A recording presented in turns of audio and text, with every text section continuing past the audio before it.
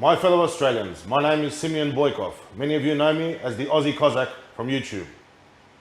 Today we have a special guest on our program, a representative of the Australian bikie clubs. We have a man who's been delegated to speak the truth, to speak on behalf of the motorcycle clubs of Australia. Now, many of you out there in the comments section of this YouTube channel have been asking the question, where are the bikies? We've seen violence in Melbourne, we've seen violence in Sydney, and the violence is not on the part of the Australian people. As we know from the videos posted previously on this channel, the violence is being committed by the New South Wales Police, the Victorian Police. And the question is on many people's minds, where are the bikies? Not only where are the bikies, but what do the bikies think? Today, ladies and gentlemen, we're going to reveal the truth. We're going to go deep inside the underworld of bikies and find out exactly what the opinions of the bikies are, what the bikies are planning to do, what the bikies are intending to do, and where the bikies stand amongst the situation which presents itself today in Australia. Many say that Australia is down, Australia has fallen. The international community is in outrage. We have Republican senators from the United States calling upon sanctions to be placed against the Australian government for its mishandling and mistreatment of Australian citizens. Australia has become the focus point for the international community. And today, we will reveal what the bikie underworld of Australia has to say about the current events unfolding. We're joined here, ladies and gentlemen, by a representative of the bikie association, of the bikie community, we could call him. He's a representative, he's not a bikie, but he's been delegated as a spokesperson. Now, we won't be mentioning which clubs, but it's fair to say, and it's safe to say, that the opinions that are expressed here are the opinions of the majority of the bikies. There may be bikies out there who disagree with this opinion, and we'll get to that point through the interview. But take it from me as the Aussie Cossack, what you're about to hear is the truth and the opinions of the 1%. How are you going today? And it's great to have you on the channel, great to have you on the show. Thank you for joining us. We know we can't give you a real name, so we're going to call you Mr. X for the purposes of this documentary. We have a few questions here today, and we thank you for coming on the program. And we know that you are representative of the bikies who can't speak out because they're sanctioned, they're under very strict government and police powers, and they've been under those powers for many years now. I would say about 10 years. There's been a campaign to deconstruct and dehumanize the bikie communities of Australia, to label them with all sorts of brands and names and stereotypes. Now, today we want to get down to the bottom of the truth, and there'll be some very difficult questions coming out. Many of the viewers of this channel have asked, many Australians are asking, where are the bikies in all of this? Where do they stand in the current situation in Australia where the government is waging a fear and intimidation campaign under the guise of lockdown? Where are the bikies, and why are they not standing up, is the question on the people's minds. Firstly, thank you for having me. As you mentioned before, I'm not a bikie, but I do have close ties, and I've grown up in Australian heritage of bikie culture. In response to the question that you have, there's a fantastic documentary that came out in 2014 by Ross Kemp. It's titled Extreme World Australian Bikies. That documentary basically dictates and says what we're experiencing today is completely forecasted, that he's dictated that this is going to happen. What we're experiencing today was predicted back in 2014 that this was going to happen via his documentary. When you mean this is going to happen, what exactly are you talking about? The restrictions, the lockdowns, the persecution that New South Wales society and Australian society is currently experiencing today. He's predicted this, and this is something that bikies have been going through. So bikies are not surprised to see what's unfolding? Definitely not, definitely not. They're saying that bikies have predicted this? This is something that we've been expecting. We were warned about this. Well, I say we again. I'm speaking on behalf of close family members of mine. They knew that this was coming. It's all in the YouTube, in the documentary. There's a Vimeo link. Click on the link below. I strongly recommend that it's watched by the viewers. It explains a lot. So the bikies have seen this coming. What exactly have they seen coming? Can I ask, is it the police intimidation tactics?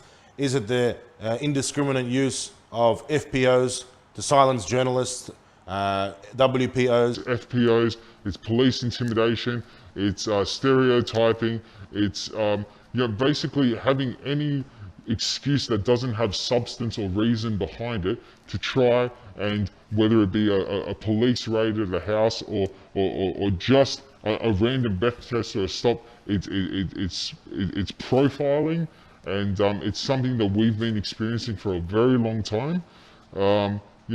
Basically the past 10 years, this has been a build-up of the past 10 years of persecution that we've been treated as motorcycle enthusiasts in a club. So what's unfolding now in Australia, for our viewers out there, is a fear and intimidation campaign backed by government legislation which is being rushed through Parliament. Now, on the 24th and 25th of August, Parliament passed the Identify and Disrupt Bill, effectively giving the police and intelligence agencies unprecedented and total powers to infiltrate, search, disrupt, alter any information electronically on handheld devices, phones, computers, and so forth. Does that come as a surprise to the bikies? Definitely not. This is an invasion of privacy. This is something that we've been experiencing. It's not because we've been congregating in any sort of criminal activity. It is just a pure violation of our privacy rights as Australians. When you say criminal activity, what do you have to say as a spokesperson of the bikies to those people out there who stereotype bikies as being criminals? Look, I'm not going to say that there are not criminals within bikie clubs, but bikie clubs are not criminal clubs. They are anti-government clubs. They're clubs that, if you go back into history where these clubs have stemmed from, they come from Australian soldiers, Anzacs, Vietnam War veterans. They return home from war feeling betrayed by their government who have lied to them, and they've basically taken a stand to say, we're not going to do this anymore. We are not going to partake in a system where we are lied to do the government's dirty work. So bikie sort of foundation and morals comes from living free and being free. That's what we're about. Well, would it be safe to say, or fair to say, that the reason why bikies are targeted by the government is because they are capable of self-organisation? Well, I think that we are one of the mainstream media threats as to how we can take down a government agenda. Bikies represent the people. We represent the people and the people's best interests. Are the bikies considering taking some action or taking a stand in the midst of the current government fear and intimidation campaign?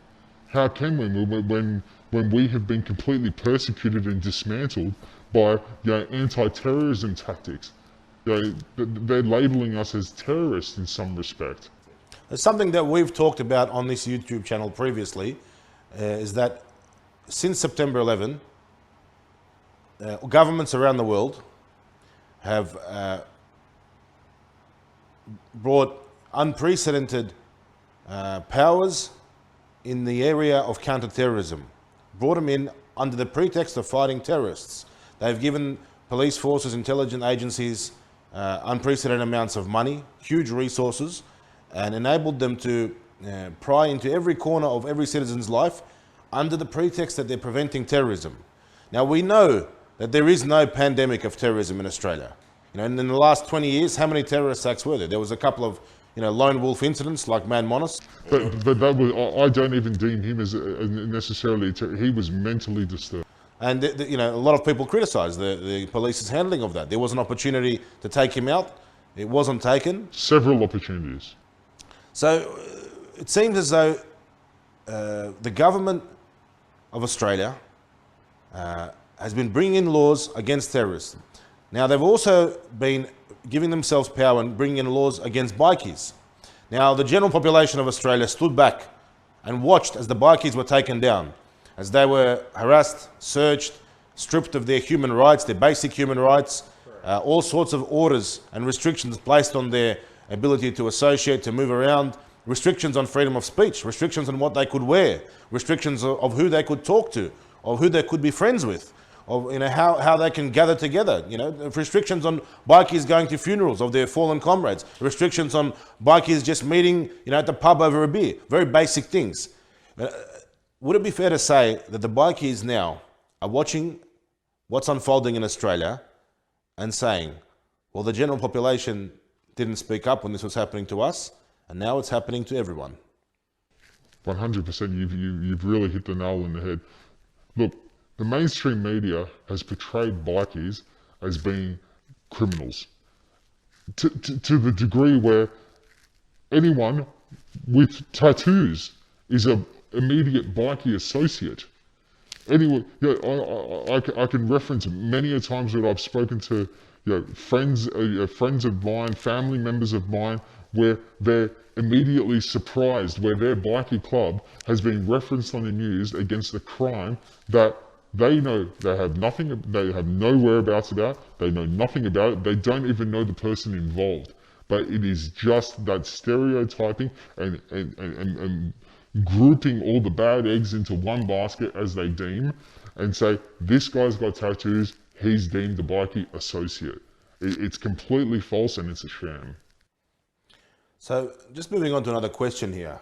Now, there are rumours out there, and there are people in the comments section of social media asking or saying or stating, alleging that there were bikies present at the Melbourne construction protest last week in front of the CFMEU union building.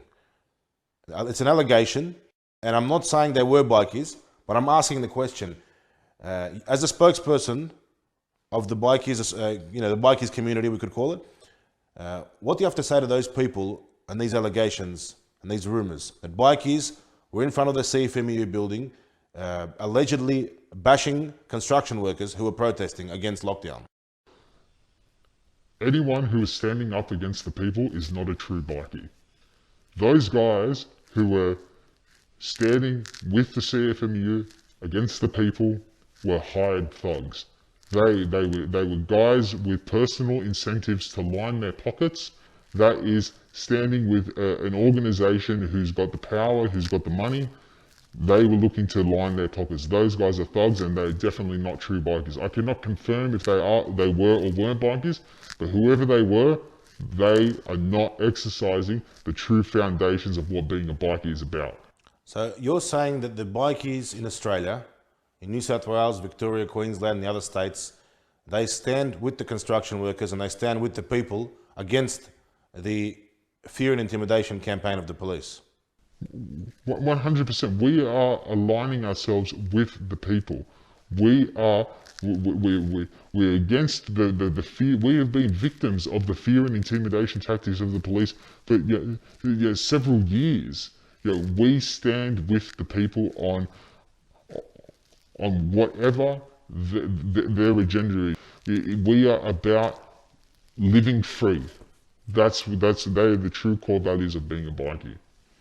CFMEU union boss John Setka has gone on the record to call the protesters right-wing extremists, his own construction workers, his own union guys, and there have been allegations of his association with bikies in Melbourne, and allegations that he was using bikies to defend himself in a physical capacity. What do bikies think of John Setka's behaviour, and does he have support amongst the bikies? As I said before, anybody who is acting on his behalf that day do not practice or exercise the true core values of being a bikie. In regards to allegations and rumours that bikies potentially were hired by John Setka, Victorian CFMEU union boss, you've just said that that's not true, and if there were bikies, and the bikies of Australia, the bikies of Sydney, the broader community, don't support or share that position. John Setka, If there was an opportunity for him to face the music, for him to face, a panel of bikie bosses, of the bosses of all the clubs, Rebels, Bandidos, Hells Angels, so forth and so forth. If there was a panel where everyone could sit there, all the bosses and a few thousand delegates, and John Setka was brought before a tribunal, what would be the message from the bikies to Setka? Mate, I honestly think that we would be telling him exactly what we think of him. He has betrayed his people. A lot of bikies are in construction, mate. We turn to the union for that support.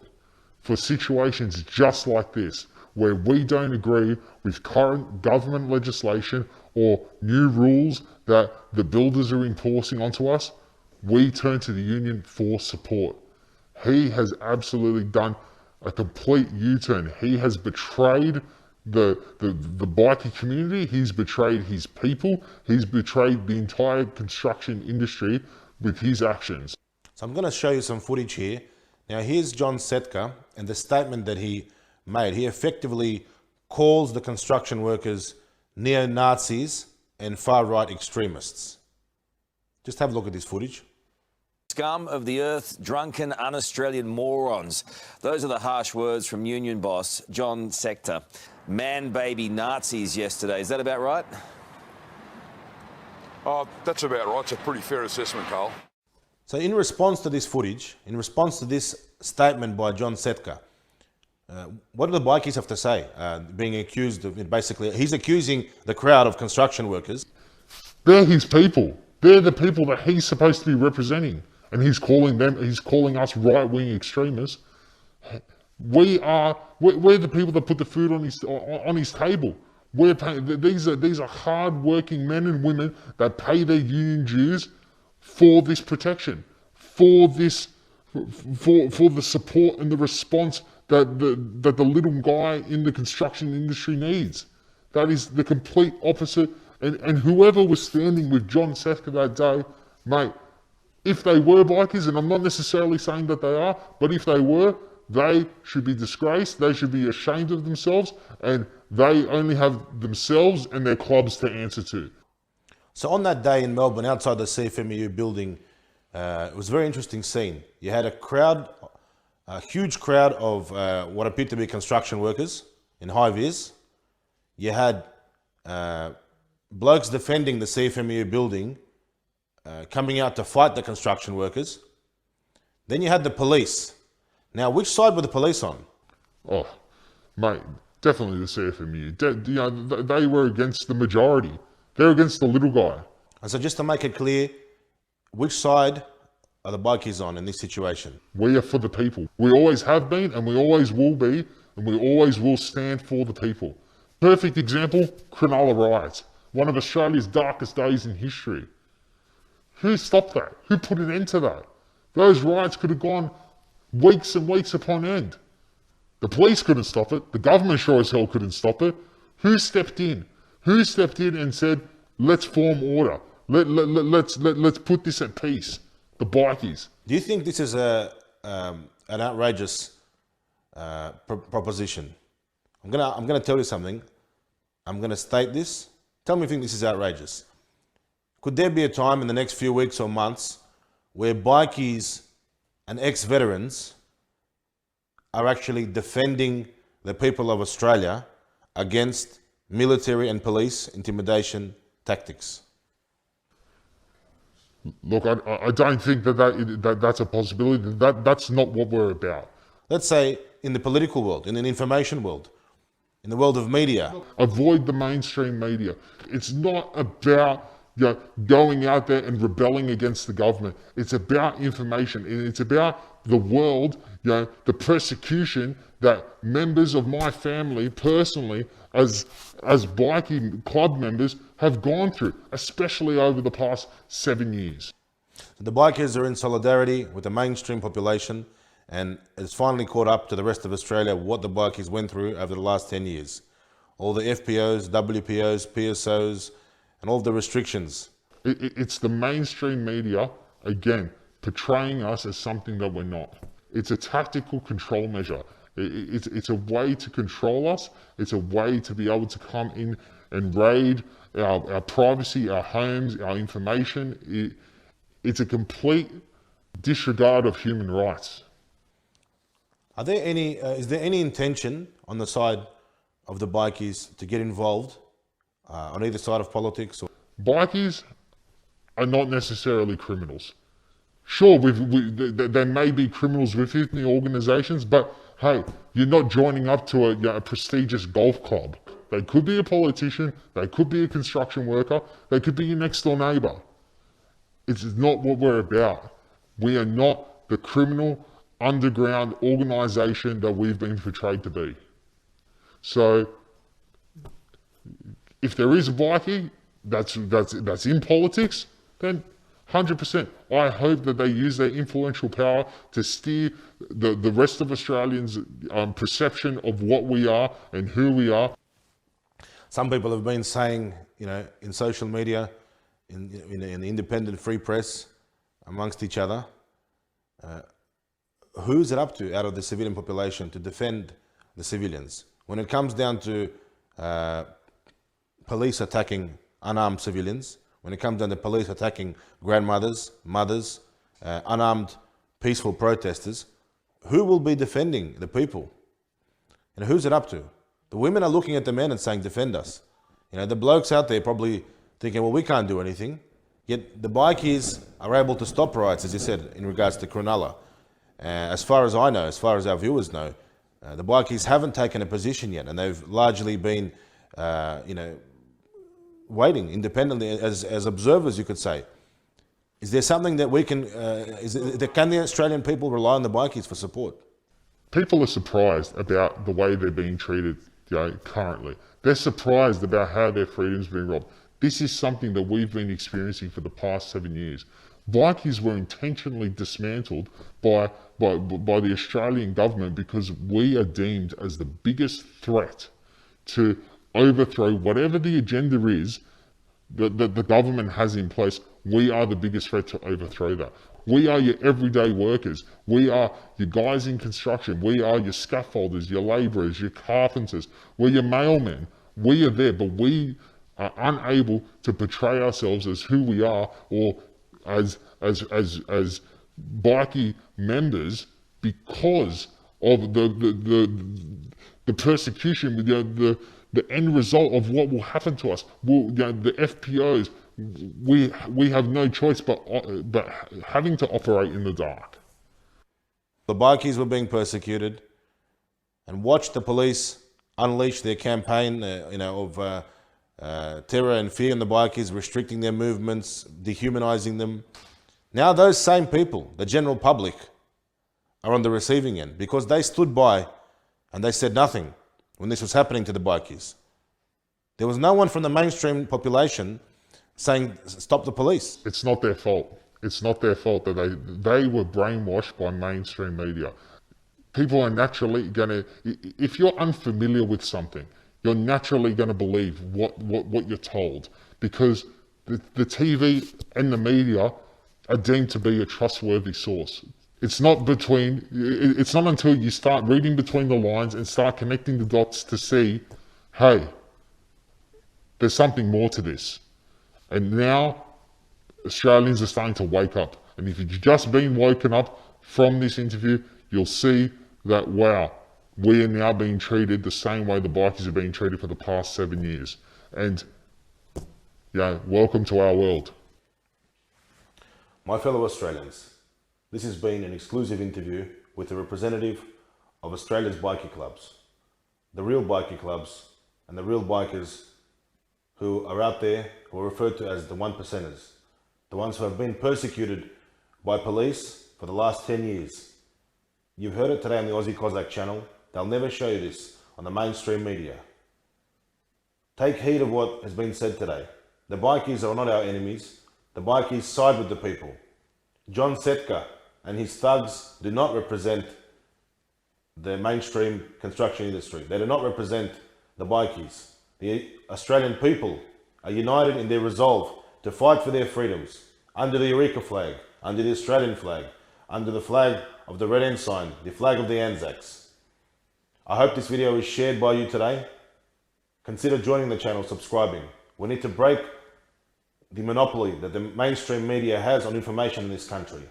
With the support of Australia's motorcycle clubs and the bikies out there, we'll continue bringing you the truth. That's all for today. Thanks for watching. I'm Simeon Boykov, and this is the Aussie Cossack channel.